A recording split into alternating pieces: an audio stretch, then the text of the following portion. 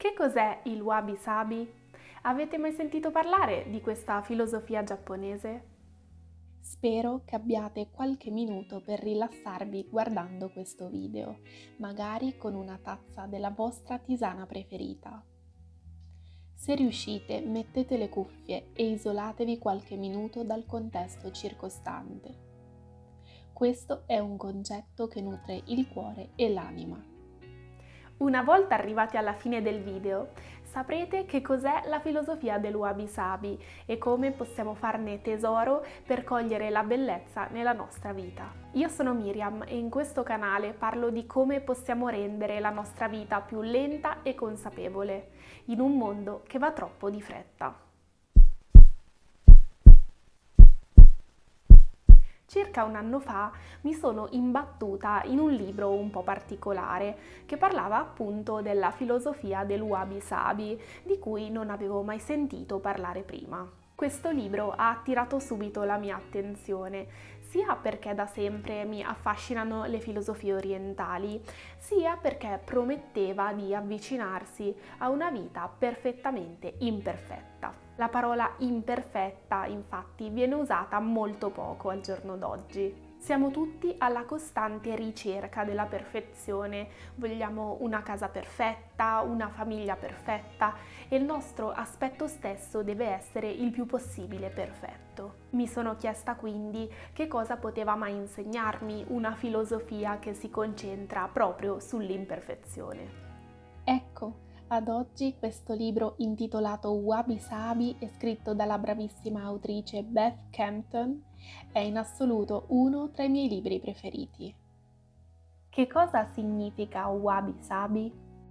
Il wabi-sabi è un'affascinante visione del mondo che deriva dall'estetica giapponese. Tuttavia, se aprite un vocabolario giapponese, non troverete l'espressione wabi-sabi da nessuna parte. Se chiedete a un giapponese di spiegarvi cos'è il wabi-sabi, probabilmente saprà di cosa si tratta, ma avrà difficoltà a spiegarlo a parole.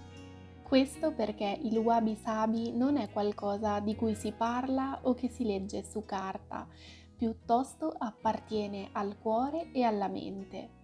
Il suo influsso è ovunque, è possibile intuirlo, ma mancano le parole per spiegarlo. Quando è stato chiesto ai giapponesi che cos'è il wabi-sabi, alcuni di loro mettevano le mani sul cuore e facevano lunghe pause, altri facevano riferimento alla cerimonia del tè, allo zen e alla natura.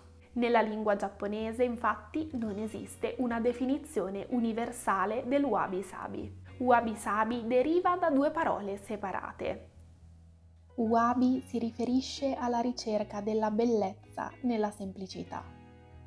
È un senso di tranquillo appagamento che si scopre con il distacco dal mondo materiale. Sabi ha più a che fare con il passare del tempo. Ci ricorda il nostro legame con il passato, con il ciclo della vita e che tutte le cose evolvono e finiscono, suscitando in noi un velo di tristezza. Il wabi-sabi quindi si riferisce a una reazione personale di fronte a una bellezza profonda e semplice che ci ricorda la natura transitoria della vita. Il wabi-sabi di una persona è diverso da quello di chiunque altro perché ciascuno di noi percepisce il mondo in modo differente. Il wabi-sabi è uno stato mentale. È un'ispirazione profonda e un'espirazione lenta.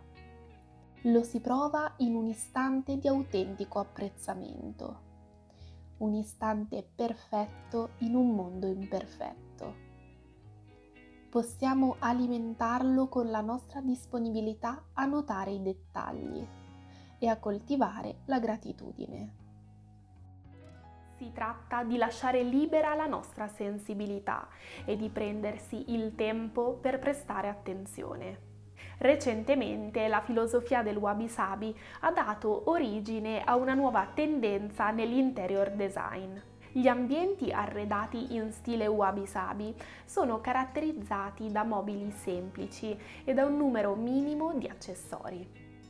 Si prediligono i colori della terra, la simmetria e le forme irregolari e vengono utilizzati materiali naturali, prodotti artigianali e oggetti che raccontano una storia. Cosa possiamo imparare dal Wabi Sabi? Giunti a questo punto vi starete chiedendo cosa possiamo imparare dalla filosofia del Wabi Sabi. In questi anni la società ha subito un'accelerazione senza fine e ci siamo lasciati affascinare dal denaro, dalle apparenze e da un esagerato accumulo di cose. Eppure, mentre siamo impegnati a raggiungere l'ennesimo risultato, ci sentiamo scontenti e stressati. Viviamo le nostre giornate come se fossimo ovattati, senza pensare, prestando più attenzione alla vita degli altri sui social che alla valorizzazione della nostra vita. Vorrei che fosse chiaro che il mio non è un giudizio verso chi si comporta in questo modo, ma una pura osservazione di quello che vedo e di un contesto in cui anche io sono totalmente inclusa. In questo scenario il Wabi Sabi sembra essere tutto l'opposto di quello che la società solitamente apprezza e ammira. Il Wabi Sabi è un antidoto a un mondo che si muove sempre più velocemente, perché ci incoraggia a rallentare, a ripristinare un rapporto autentico con la natura, a semplificare la nostra quotidianità e a concentrarci su ciò che conta veramente per noi. Ci insegna a vivere al ritmo delle stagioni e a rendere accogliente la casa, a risollevarci dopo un fallimento e a invecchiare con grazia, a essere più indulgenti con noi stessi e, in definitiva, ad apprezzare la bellezza di una vita perfettamente imperfetta, la nostra.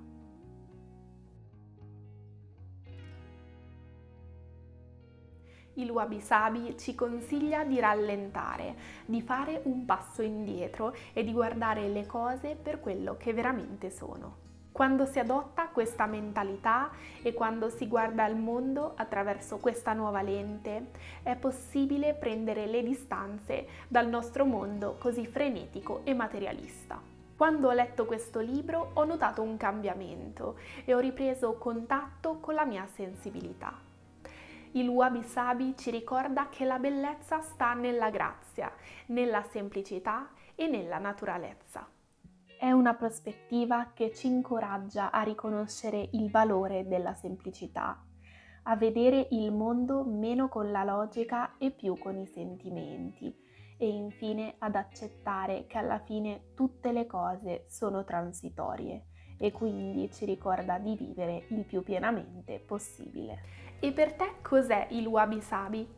Pensi di averlo mai provato? Spero che questa filosofia vi sia piaciuta e che vi abbia trasmesso qualcosa di positivo. Vi lascio i riferimenti del libro di cui ho parlato nella descrizione sotto il video. Ora potete togliere le cuffie se all'inizio le avevate messe e iniziare a guardare le cose adottando la prospettiva del Wabi Sabi. Come sempre vi invito a lasciare un like se il video vi è piaciuto ed iscrivervi al canale se vi interessano questi argomenti. Queste piccole azioni sono particolarmente importanti per me perché fanno capire all'algoritmo di YouTube che il video è interessante e quindi ne danno più visibilità. Ci vediamo sabato prossimo con un nuovo video su slow living, minimalismo e sostenibilità. Grazie per aver guardato fino alla fine e a presto!